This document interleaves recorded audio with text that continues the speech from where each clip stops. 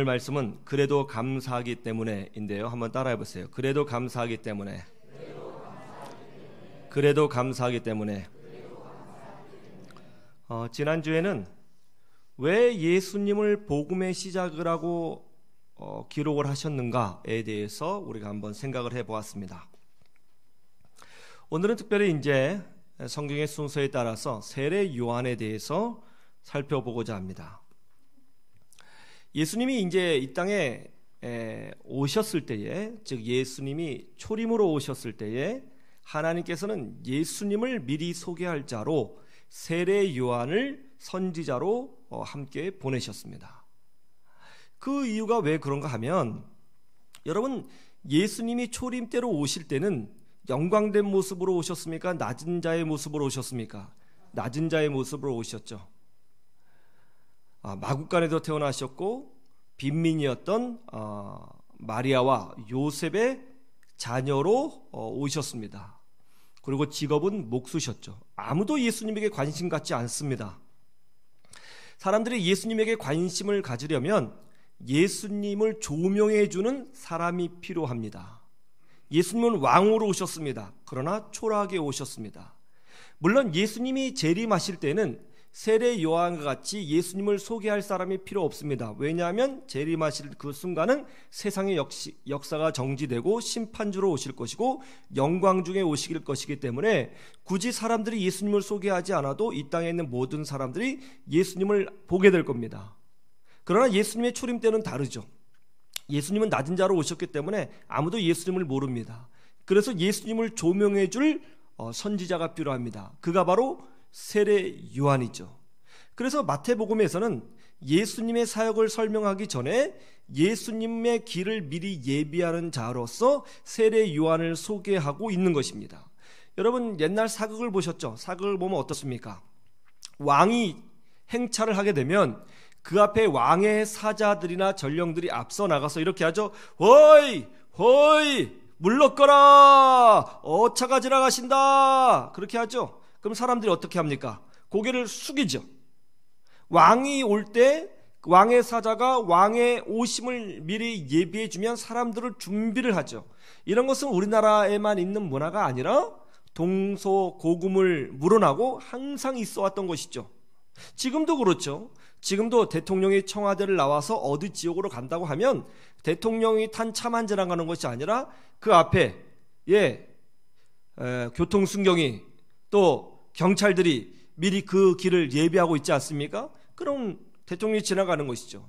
이와 같이 왕으로 오신 예수 그리스도께서 이제 이 땅에 오셔서 우리의 모든 죄를 해결하는 십자가의 길을 가려고 하실 그때에 예수님을 소개하는 자로서, 그 길을 예비하는 자로서 세례 요한이 반드시 소개되어져야 하는 것이죠. 그래서 세례 요한의 그 목적은 쉽게 말하면 예수님을 미리 소개하는 것입니다. 전도하는 것입니다. 그리고 사람들의 시선을 끌어서 예수님을 보게 하는 것이죠. 세례 요한은 그 당시 사람들이 생각하기로는 아주 탁월한 선지자였습니다. 존경받을 만한 선지자였고 유대에 있는 모든 사람들이 세례 요한을 특별히 여겼습니다.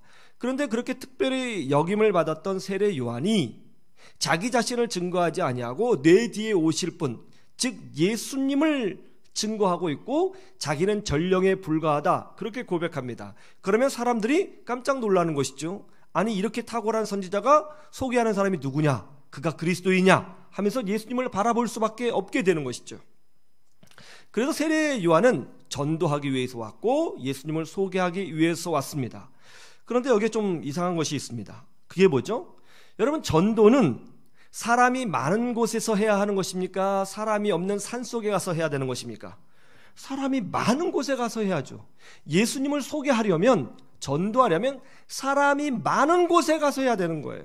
왜냐하면 많은 사람들이 그 소식을 들어야 예수님에게 올 수 있는 것 아니에요? 그런데 오늘 본문에 보면 뭐라고 되어 있죠? 세례 요한은 사람이 한 명도 살지 않는 광야에서 메시지를 전했다는 겁니다. 여러분, 광야는 사람이 살지 않는 곳입니다. 사람이 살지 않을 뿐만이 아니라 지나가지도 않습니다. 아니, 찾아갈 수도 없어요. 나중에 여러분이 이스라엘 성지순례 가서 이스라엘 요단강 근처에 있는 광야를 가보시면 깜짝 놀랄 겁니다. 여기 사람이 지나갈 수도 없겠구나. 아니, 그곳에서 세례 요한이 메시지를 선포했어요. 아니, 예수님을 소개하고 전도를 하려면 사람이 많은 곳에 가서 해야죠. 시장통이나 축구장이나 아파트 단지에 가서 해야 되는 것 아닙니까? 아니면 또 이렇게 위대한 분이 오셨으니 적어도 국회에 가서 복음을 전해야죠. 그런데 어디서 외쳤다고요? 광야에서 외쳤다는 겁니다. 우리 상식으로는 이해가 안 되는 부분이죠. 하나님은 때때로 우리 생각과 다른 방향으로 일하실 때가 많습니다. 하나님은 항상 우리의 상식과 우리의 기준과 우리의 문화대로 역사하시는 분은 아닙니다. 왜 하나님은 우리의 생각과 다르게 역사하시는가? 이 지점 때문에 우리가 당황해하고 답답해하고 때로는 힘들어하죠. 그런데 사실은 그것을 제대로 깨달을 때 우리는 하나님을 배우게 되고 내 생각과 다르게 역사하시지만 더 큰 것을 부어주신 하나님을 경험하게 되는 것이죠. 그래서 오늘 이 부분을 한번 살펴봐야 됩니다. 왜 하나님은 세례 요한을 광야에서 외치도록 하셨는가? 사람이 없는 그 땅에도 외치도록 하셨는가? 하나님의 의도는 뭔가? 하는 것입니다. 이것을 살펴보고 오늘 이 시간 성령께서 이 말씀을 통하여 우리에게 주시는 메시지를 생각해 보기를 원합니다. 먼저 마태복음 3장 1절을 가보시죠.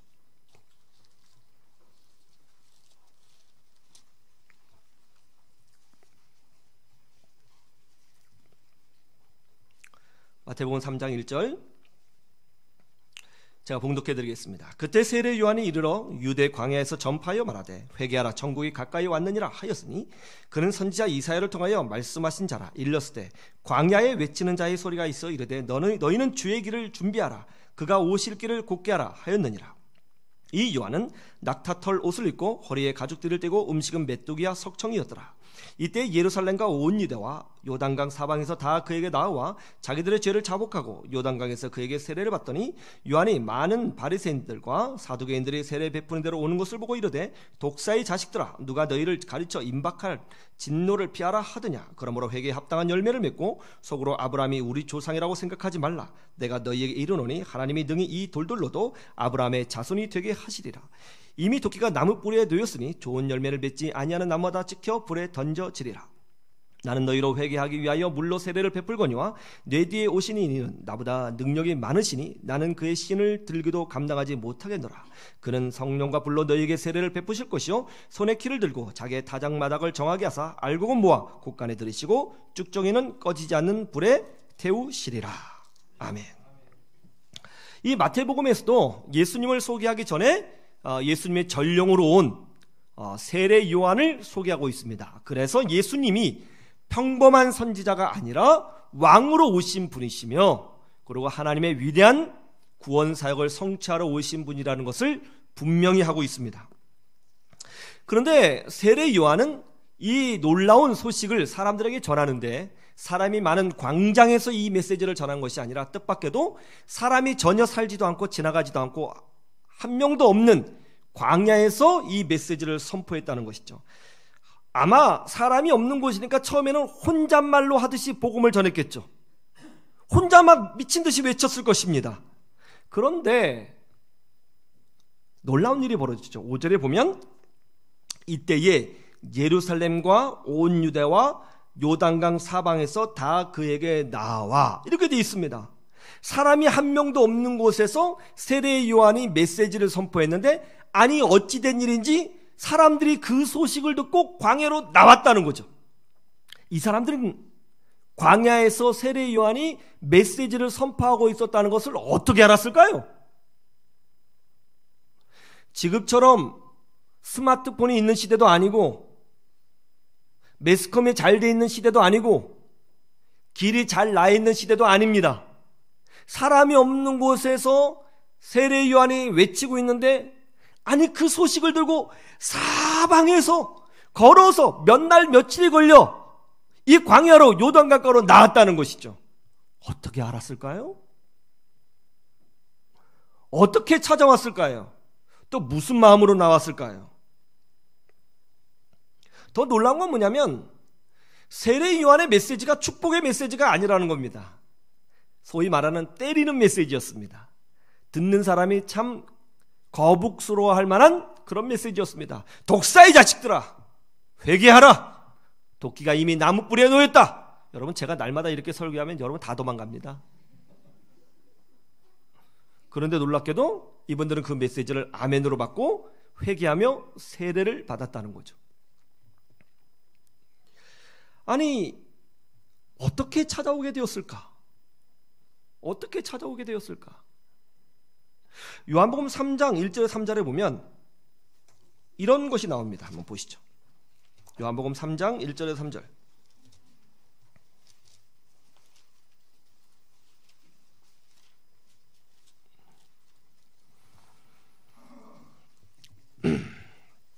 요한복음 3장 1절에 3절.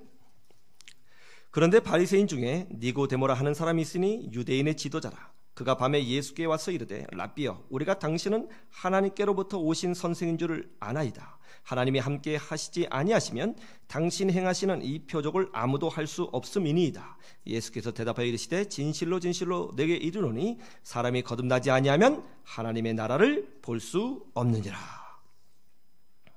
당시 유대인의 지도자들은 예수님을 배척했습니다. 그리고 목수 출신인 예수님의 메시지를 듣는 것조차 자존심 상해했고 그것을 싫어했습니다. 그리고 끊임없이 바리새인들과 사두개인들과 서기관들은 예수님을 공격했습니다. 그리고 이상한 문제를 제기해서 예수님으로 하여금 올무에 걸려 넘어지도록 하였습니다. 그런데 유대인의 지도자 중에 한 명인 니고데모라는 사람이 한밤중에 예수님을 찾아왔습니다.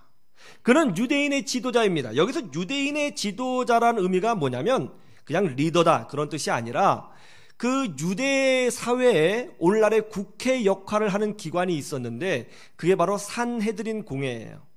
이 산헤드린 공회는 유대인 중에서 가장 엘리트, 성경을 잘 아는 학자, 리더, 이런 사람이 들어갈 수 있는 곳입니다. 리더들의 공동체죠. 총 69명이 들어갈 수 있습니다.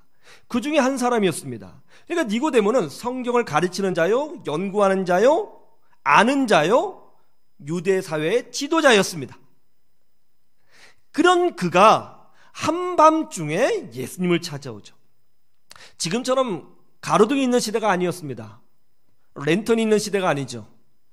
한밤중에 이 광야길을 걸어서 예수님을 찾아온다는 것은 상당히 위험한 일이고 대단한 결단을 하지 않고서는 쉽게 이루어질 수 있는 일이 아닙니다. 그런데 그가 한밤중에 예수님을 찾아왔습니다. 찾아온 이유가 뭐죠? 하나님 나라의 일을 듣고 싶어서 찾아온 거예요. 하나님의 뜻을 묻고 싶어서 찾아온 거예요. 하나님의 은혜를 누리고 싶어서 찾아온 거예요. 특별히 말하면 예수 그리스도, 즉 메시아에 대한 소식을 듣고 싶어 찾아온 거예요. 왜 듣고 싶었을까요? 그것을 간절히 바랬던 사람이거든요. 니고데모는 목마른 사람이었습니다. 주의 음성을 듣고 싶었습니다. 하나님의 뜻을 구하고 싶었습니다. 하나님 나라의 일을 알고 싶었습니다. 그래서 그는 예수의 소문을 듣자마자 한밤중에 예수님을 찾아온 거죠. 이런 사람이 또 있습니다. 누가복음 2장을 보시죠.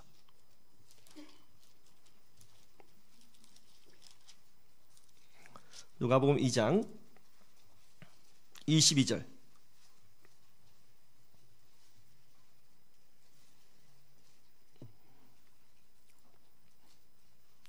누가복음 2장 22절. 모세의 법대로 정결 예식의 날이 참에 아기를 데리고 예루살렘에 올라가니 이는 주의 율법에 쓴 바 첫 해에 처음 난 남자마다 주의 거룩한 자라 하리라 한 대로 아기를 죽게 드리고 또 주의 율법에 말씀하신 대로 산비둘기 한 쌍이나 혹은 어린 집비둘기 둘로 제사하려 함이더라. 예루살렘에 시몬이라 하는 사람이 있으니 이 사람은 의롭고 경건하여 이스라엘의 위로를 기다리는 자라. 성령이 그 위에 계시더라. 그가 주의 그리스도를 보기 전에는 죽지 아니하리라 하는 성령의 지시를 받았더니 성령의 감동으로 성전에 들어가매 마침 부모가 율법의 관례대로 행하고자 하여 그 아기 예수를 데리고 오는지라. 시몬이 아기를 안고 하나님을 찬송하여 이르되 주제여 이제는 말씀하신 대로 종을 평안히 놓아 주시는도다. 시몬이라는 사람이 있었습니다. 이 시몬이라는 사람이 하나님의 위로를 기다리는 사람이라고 말씀하고 있습니다. 그때 마침 아기 예수님이 태어나자 마리아와 마르다는 모세 율법에 기록되어 있는 대로 정결 예식을 행하기 위해서 예루살렘 성전에 올라가게 되었습니다. 그런데 하나님의 위로를 기다리던 시몬이 마침 성전에 들어가서 그 아기 예수님을 안고 온 마리아와 요셉 그리고 아기 예수님을 목격하게 되고 이것을 성령의 능력으로 이분이 메시아구나 하는 것을 알게 되어 이제 하나님께 기도하는 장면이 이제 본문의 내용이죠. 근데 이 시몬을 설명할 때 성경이 뭐라고 소개하고 있느냐면 25절에 보면 예루살렘에 시몬이라는 사람이 있으니 이 사람은 의롭고 경건하여 뭐라고 한다고요? 이스라엘의 위로를 기다리는 자라. 여러분, 이 이스라엘의 위로를 기다리는 자, 이게 무슨 뜻이죠? 이스라엘의 위로를 기다리는 자. 이스라엘을 구원해 주실 메시아를 기다리고 있는 사람이라는 겁니다. 여러분, 성경에 보면 구약의 제일 마지막 책이 뭐죠? 말라기죠. 그러면 신약의 첫 번째 책이 뭐죠? 마태복음이죠. 이 말라기와 이 마태복음 사이에 400년의 간격이 있습니다. 400년. 왜 400년의 간격이 있었냐면 하나님께서 이 400년 동안 이스라엘 민족에게 선지자를 보내주지 아니하셨습니다. 그 사이에 이스라엘 민족은 엄청난 고난을 당하게 되죠. 이스라엘 사람들은 자신들에게 선지자를 보내주지 아니하시는 하나님에 대해서 답답해했습니다. 우리가 과연 버림을 받았는 것이냐? 왜 선지자가 오지 않느냐? 너무나도 힘들어했죠. 그래도 많은 사람들은 하나님께서 약속해 주신 그 메시아, 자신들의 죄를 덮어주시고 구원하실 메시아를 기다리는 사람들이 나타나기 시작했습니다. 하나님의 위로를 기다렸어요. 그 사람들은 언제든지 하나님의 말씀이 있다고 하면 찾아갈 준비가 되어 있는 사람들이죠. 수많은 사람들이 잘 배운 사람이나 못 배운 사람이나 부자나 가지지 못한 자나 모든 사람이 하나님의 위로를 기다리고 하나님의 은혜를 기다리고 메시아를 기다린 건 아니지만 개중에 깨어 있어서 하나님의 뜻을 사모하여 간절히 하나님의 말씀을 기다리는 사람들이 있었다는 거죠. 그런 사람이 있었습니다. 그런데 어떤 누가 얘기해 주는 거죠. 내가 광야를 갔더니 어떤 사람이 낙타토롯을 입고 메뚜기와 석청을 먹으면서 메시지를 전하고 있더라. 그런 복장을 한 사람은 엘리야 아니냐? 그렇다. 엘리야의 복장을 한 자가 와서 메시지를 전하고 있더라. 과연 여호와께서 우리에게 다시 선지자를 보내주셨는가 하여 그 선지자의 은혜를 기다리던 사람들, 메시아의 은혜를 기다리는 사람들이 그 하나님의 은혜를 듣기 위해서 사방에 나와 세례요한을 쫓아갔던 거죠. 그뿐만이 아니었습니다. 니고데모라고 하는 사람도 높은 지위에 있었지만 하나님의 은혜에 대해서 목마름이 있었고 예수님에 관한 소식을 듣자 한밤중에 예수님을 찾아간 거죠. 여기 시몬이라는 사람, 예수님의 소식을 듣고 싶어하고 하나님의 은혜를 누리고 싶어 했는데 어디에서 예수님이 오시는지, 어디에 하나님의 은혜가 임하는지 모르잖아요. 알 수 있는 방법은 성전에 가는 길밖에 없었습니다. 이 사람은 날마다 쉬지 않고 성전에 올라간 거죠. 그러다가 하나님의 약속대로 아기 예수님을 만나게 된 것입니다. 예수님 당시 이스라엘은 이와 같이 하나님의 약속을 믿고 메시아를 기다리고 하나님 나라를 기다리고 은혜를 사모하는 사람들이 많이 있었다는 것입니다. 왜 세례 요한이 사람이 없는 광야에서 메시지를 선포했을까요? 그 이유는 많이 있습니다. 그런데 중요한 건 뭐죠? 광야에서 메시지를 선포했기 때문에 하나님의 은혜를 사모하는 사람들만 불려 나올 수 있었다는 것입니다. 하나님의 은혜에 관심이 없는 사람은 절대로 광야로 오지 않죠. 이 사람이 하나님의 은혜에 관심이 있는지, 이 사람인지 저 사람인지 아무도 모릅니다. 그러나 광야에서 메시지가 선포되면 그리스도의 은혜를 기다리고 있는 사람들은, 하나님의 위로를 기다리고 있는 사람들은, 하나님의 말씀을 기다리고 있는 사람들은 기꺼이, 그것이 광야라 할지라도 한밤중이라고 할지라도 기꺼이 하나님의 뜻을 찾아 걸어 나오게 되어 있는 것입니다. 광야는 참된 하나님의 사람과 그렇지 못한 사람들이 나뉘어지는 지점이었던 것입니다. 그렇게 하나님의 은혜를 찾아 나온 사람들을 우리 주님은 세례 요한을 통하여 제일 먼저 예수님을 만나는 축복을 보여주셨던 것입니다. 여기에 우리는 놀라운 진리를 하나 찾을 수 있습니다. 하나님은 예나 지금이나 똑같이 하나님의 은혜를 간절히 사모하는 사람, 먼저 그의 나라와 의를 구하는 사람, 기도 응답을 간절히 믿고 기다리는 사람을 잊지 아니하시고 반드시 그 사람들에게 응답하여 주신다는 것입니다. 이게 하나님 나라의 원리예요. 제가 제 인생 중에서 가장 힘들었을 때가 언제냐 하면 아마 20대 후반에서 30대 중반까지였을 것 같습니다. 경제적으로도 정신적으로도 상황적으로도 아주 힘들었습니다. 삶의 광야를 만난 거죠. 이게 삶의 광야를 만나니까 신앙까지도 흔들리더라고요. 원래 공식대로 하면 어려우면 믿음이 더 뜨거워서 부르짖어야 되잖아요. 근데 어려우니까 신앙이 흔들려요.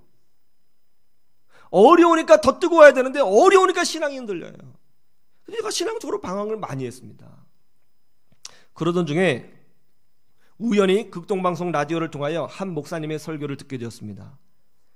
큰 은혜를 받았습니다. 그때 저는 처음으로 하나님의 말씀이 꿀송이보다 달군 하는 것을 경험했어요.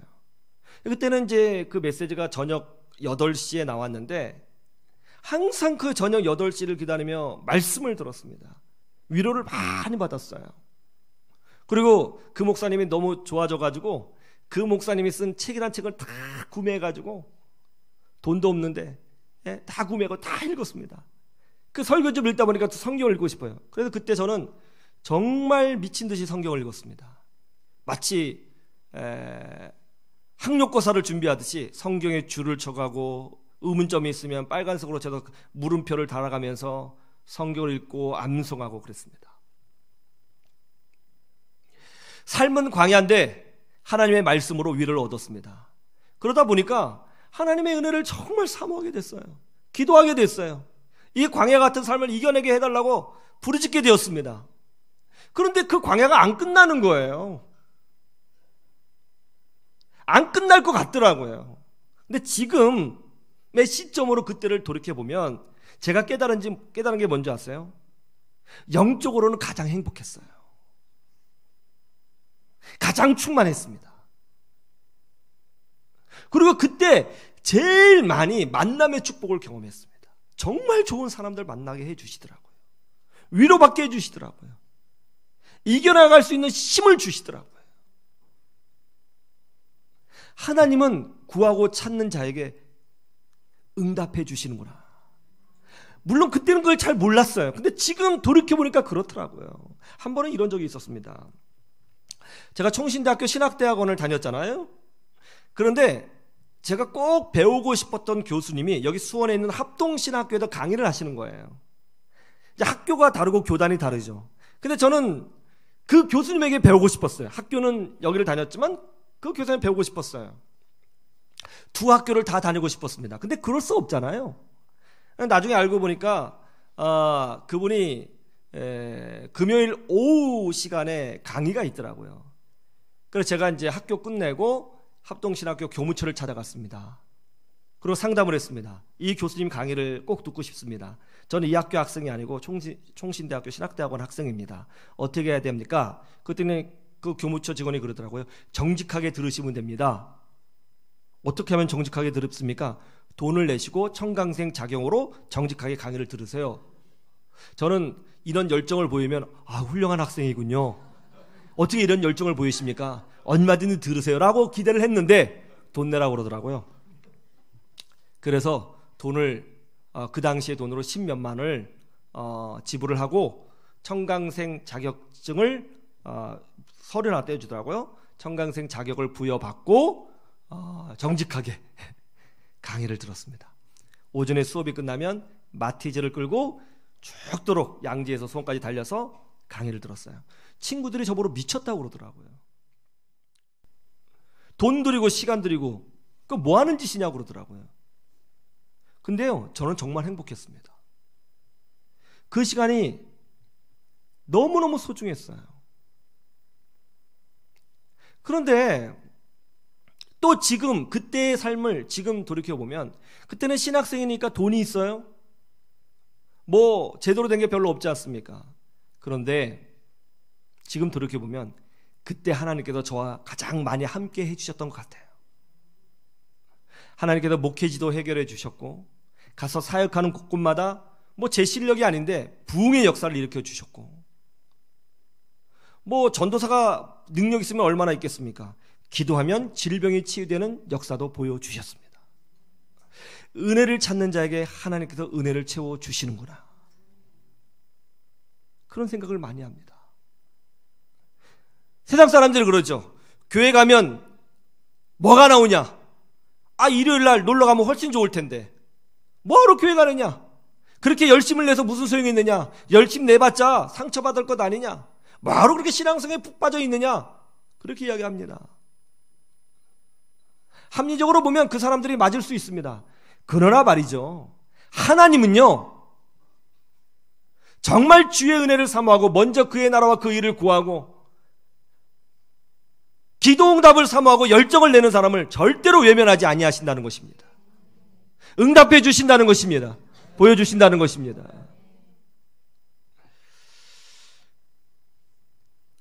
필리핀에서 고등학교 때 예수님을 영접한 한 자매가 있었습니다. 필리핀 자매죠. 근데 집안이 굉장히 어려웠어요.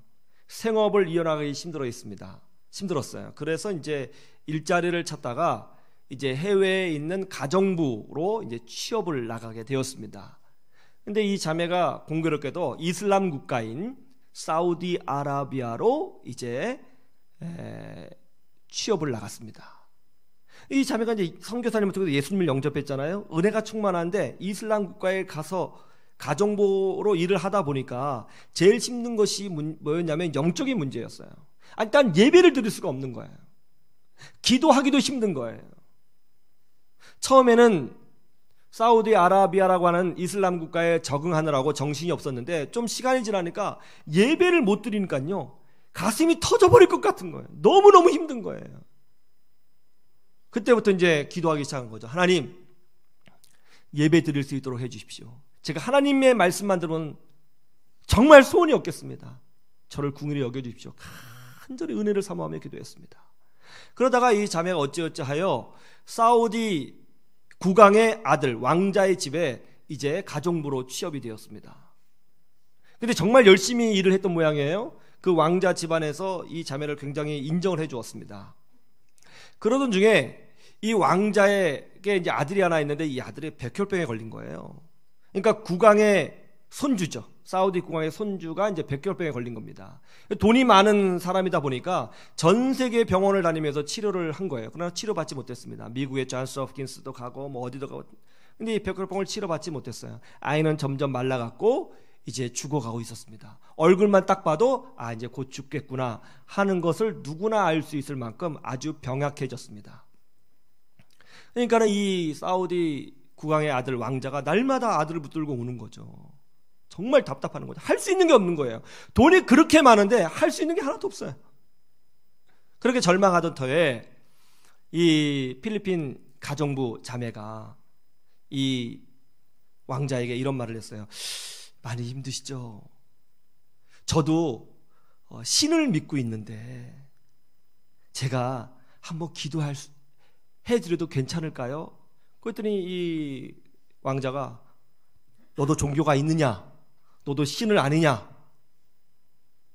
그러면 기도 한번 해봐라. 허락을 해주더래요.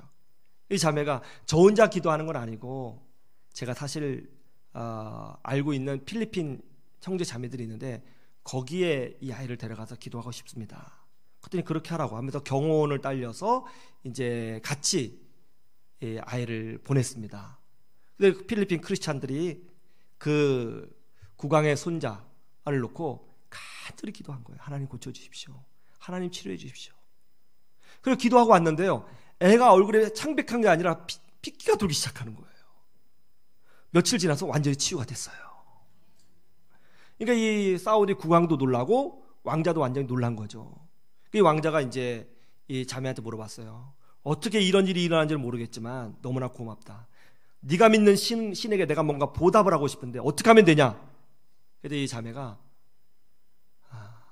예배당을 하나 지어주십시오. 저 예배 드리고 싶습니다.